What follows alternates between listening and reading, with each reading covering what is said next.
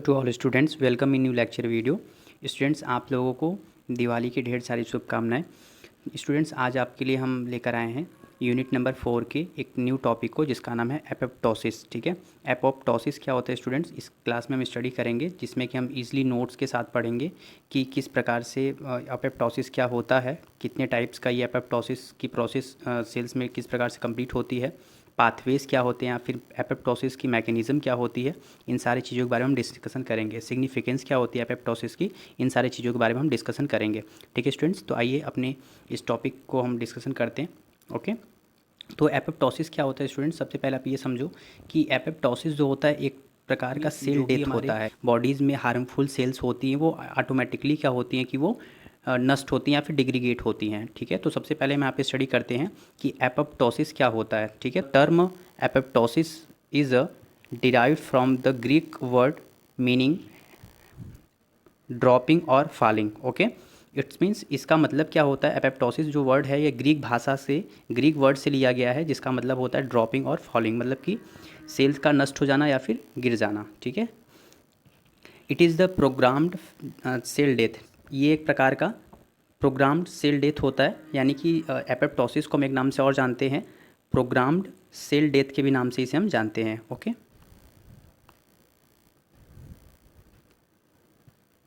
Then इसके बाद अगर आगे देखा जाए तो it was first introduced by the Kerry, Wyllie and the Currie scientist. ठीक है, तो ये तीन साइंटिस्टों ने ये मिल करके ये सेल एपोप्टोसिस को एक्सप्लेन किया। वैसे तो साइंटिस्ट बहुत सारे इसको एक्सप्लेन किए, लेकिन स्पेशली देखा जाए तो कैरी, वेली और क्यूरी नामक साइंटिस्ट ने इसे एक्सप्लेन किया। In development of on organisms group of cell in the restricted areas diet. ठीक है स्टूडेंट, पर्टिकुलर देखा जाए तो ये जो सेल्स होती है पर्टिकुलर एरियाज़ में डेवलपमेंट करती है किसी भी ऑर्गेनिजम्स में, या फिर एक पर्टिकुलर ग्रुप में भी ये डेवलपमेंट करती है, और वहाँ पे जो भी हार्मफुल सेल्स होते हैं वहाँ पे ये डिग्रीगेट होते हैं। ठीक है स्टूडेंट्स, जैसा कि आप देख रहे हो कि हम लोगों में जैसे मैच्योर आरबीसी होती है, जिसका लाइफ स्पैन यानी जीवन काल कितना होता है, 120 दिन का होता है। हमारे बॉडीज़ में आरबीसी जो बनती है सेल्फ बनती है, और ये सेल्फ ऑटोमेटिकली क्या होती है, डिग्रीगेट यानी कि नष्ट हो जाती है।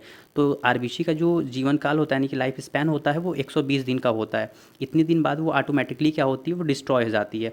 ठीक है स्टूडेंट्स, तो हम लोगों की जो आरबीसी है वो एपोप्टोसिस प्रोसेस के थ्रू ही क्या होती है, वो डिग्रीगेट या नष्ट होती है।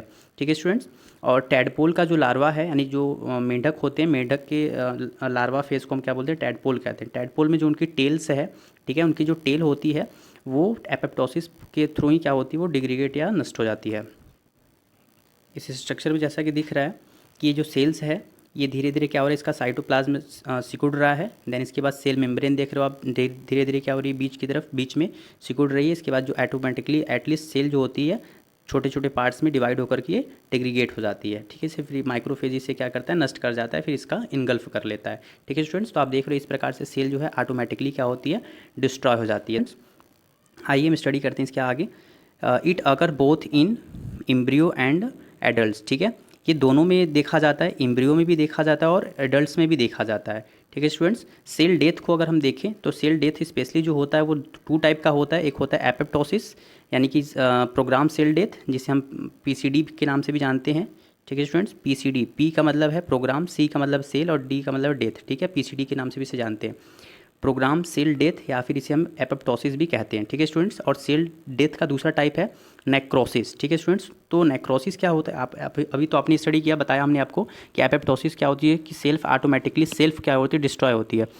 और नेक्रोसिस में क्या होता है कि जो सेल होती है किसी इंजरी के थ्रू क्या होता है, जब कोई इंजरी ये सब होता है तो हमारे बॉडीज़ में ये सेल डिस्ट्रॉय होती है। यहाँ पे डिफरेंट लिख रखा है कि different between apoptosis and necrosis. ठीक है स्टूडेंट्स, तो इसमें अगर देखा जाए डिफरेंस क्या होता है, एपोप्टोसिस और नेक्रोसिस में दो टाइप का हमने डिफ्रेंशिएशन लिख रखा है, जिसमें आप स्टडी कर सकते हो। तो एक तरफ हमने दिया है एपोप्टोसिस और दूसरी तरफ हमने दे रखा है नेक्रोसिस। एपोप्टोसिस क्या होता है कि it is a natural process, ये यानी कि हम लोगों के बॉडी में ऑटोमेटिकली जो होती है सेल वो विदाउट किसी एक्सेप्शन के सेल डेथ होती है, यानी कि ये नेचुरल होता है। ठीक है, इसमें सेल जो होती है ऑटोमेटिकली अपने से क्या होती है, डिग्रीगेट होती है, नष्ट होती है। जबकि नेक्रोसिस में देखा जाए तो necrosis is the caused by the factors external to the cells, ठीक है, यानी कि जैसे किस किस एक्सटर्नल के माध्यम से देखा जाए नष्ट होती है। इन्फेक्शन हो सकता है, ट्रामा हो सकता है, इंजरी हो सकता है, इन्फेक्शन हो सकता है, ठीक है स्टूडेंट्स। तो इसकी वजह से क्या होती है, नेक्रोसिस में सेल डेथ होती है। यानी एपोप्टोसिस नेचुरल होता है, ये जो होता है ये किसी इंजरी के थ्रू होता है। जब इंजरी होगा तो सेल जो होती है वो ग्रुप में या सिंगल सेल क्या होती है, डिस्ट्रॉय होती है, ठीक है। इसके बाद दिया है हमने एपोप्टोसिस में सेकंड डिफरेंशिएशन है condensation of the DNA and its degradation, यानी कि एपोप्टोसिस में क्या होता है, डीएनए का डिग्रीगेशन होता है और कंडेंसेशन होता है, यानी कि साइटोप्लाज्म में क्या होगा, कंडेंस होगा, सेल मेम्ब्रेन कंडेंस होगा, यानी कि इस प्रकार से, ठीक है। इसके बाद क्या होगा कि सेल क्या नाम इसका डीएनए जो होता है वो डिग्रीगेट होता है, देन इसके बाद एपोप्टोसिस होगा, सेल डिवाइड हो जाती है और नष्ट हो जाती है। जबकि नेक्रोसिस में क्या होता है, usually DNA and nucleus are not affected.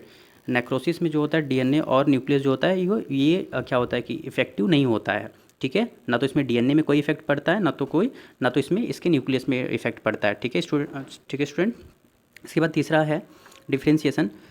Apoptosis is a highly regulated apoptosis is a highly regulated genetically programmed process, ठीक है। ये जो होता है ये हाईली रेगुलेटेड होता है और ये कैसा है, जेनेटिकली प्रोसेस होता है। जबकि ये क्या होता है, it is also known as the accidental cell death, ठीक है। ये यानी अचानक किसी इंजरी की वजह से, हमने जैसा बताया ना, इंजरी ये सब होता है या फिर ट्रामा होता है तो ये हमारे बॉडीज़ में सेल डिस्ट्रॉय होती है, ठीक है स्टूडेंट्स।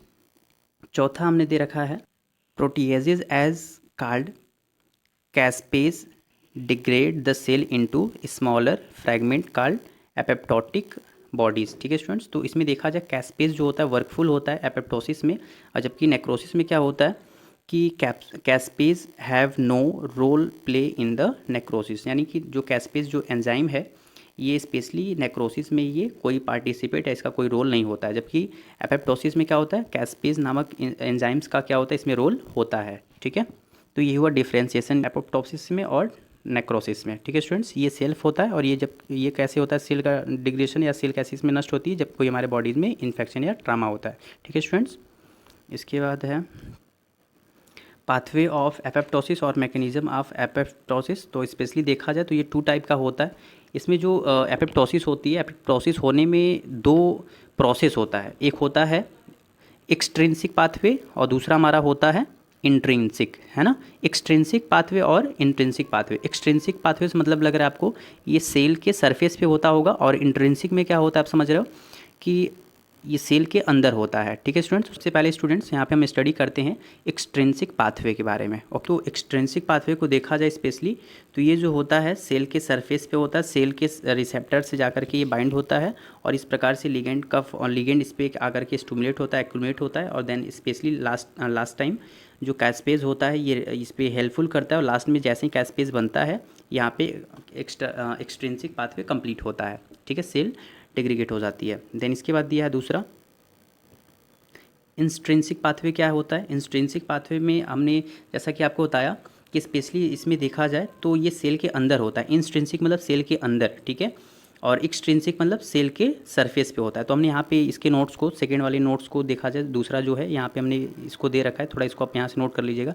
जैसे देखिए आप इंस्ट्रिंसिक में हमने दिया जैसे सेल में कोई इंजरी हो गया, देखो हमने यहाँ पे लिखा है इंजरी हो गया, तो इंजरी होने के बाद जो होता है, जो सेल होती है पर्टिकुलर, तो सेल के अंदर ये जो होता है इंट्रिंसिक पाथवे रोल करता है। और स्पेशली देखा जाए इंट्रिंसिक पाथवे जो होता है सेल में माइटोकॉन्ड्रिया में होता है, ठीक है। तो माइटोकॉन्ड्रिया के सरफेस पे जो होता है BCl2 होता है सरफेस पे, तो BCl2 जो होता है CYT को, है ना, CYT को क्या करता है, बाहर जाने से, माइटोकॉन्ड्रिया के बाहर जाने से रोकता है, ठीक है। तो जैसे ही अगर BCG का लेवल रिड्यूस होता है, यानी कम होता है, देख रहे हैं यहाँ पे हमने लिखा है रिड्यूस होता है, वैसे ही CYT जो होता है वो बाहर लीक होता है, हमने लिखा है लीक आउट मतलब माइटोकॉन्ड्रिया से ही जो होता है CYT बाहर निकलने लगता है, और CYT जो होता है APF से जाकर के बाइंड हो जाता है। तो देख रहे हो आप CYT जो होता है APAF से जाकर के बाइंड हो जाता है, और जैसे ही दोनों बाइंड होते हैं वो क्या बन जाता है, कैस्पेज 9 बन जाता है, जिसकी वजह से फिर वो सेल डेथ हो जाती है, ठीक है। तो इस प्रकार से आपने स्टडी किया एक्सट्रिंसिक और इंस्ट्रिंसिक क्या होता है। एक्सट्रिंसिक यानी सेल के सरफेस पे, प्रोसेस ये होता है एपोप्टोसिस का, और इंट्रिंसिक कहाँ होता है, माइटोकॉन्ड्रिया में। ठीक है स्टूडेंट, थोड़ा यहाँ पे आप नोट्स में थोड़ा स्टूडेंट्स इसको सही कर लीजिएगा ज़रा। तो एक्सट्रिंसिक में हमने यहाँ पे लिख रखा है माइटोकॉन्ड्रियल पाथवे, इसे नहीं बोलते हैं, इंट्रिंसिक बोलते हैं। इंट्रिंसिक को बोलते हैं कि माइटोकॉन्ड्रियल पाथवे बोलते हैं, क्योंकि जो इंट्रिंसिक होता है सेल के अंदर ये प्रोसेस होता है, और कहाँ होता है, माइटोकॉन्ड्रिया में होता है। ठीक है, तो यहाँ पे आप लिख लीजिएगा इंट्रिंसिक को हम बोलते हैं माइटोकॉन्ड्रियल पाथवे भी बोलते हैं, इसको कट कर दीजिएगा आप लोग। ठीक है इसको, ठीक है स्टूडेंट्स। आइए अब हम इसका सिग्निफिकेंस पढ़ते हैं। नोट्स इसको आप अच्छे से प्रिपेयर कर लीजिएगा, हमने इजी लैंग्वेज में दे रखा है। इसका सिग्निफिकेंस पढ़ लेते हैं हम। एपोप्टोसिस जो होता है students, apoptosis is the significant for the following reasons, ये बहुत सारे रीजन्स के लिए सिग्निफिकेंट होता है स्पेशली। दूसरा देखा जाए, it help to maintain homeostasis in multicellular organisms. Multicellular organisms में क्या करता है, ये होम्योस्टैसिस बनाए रखता है। ठीक है स्टूडेंट, मिलते हैं न्यू लेक्चर वीडियो में, तब तक के लिए थैंक यू।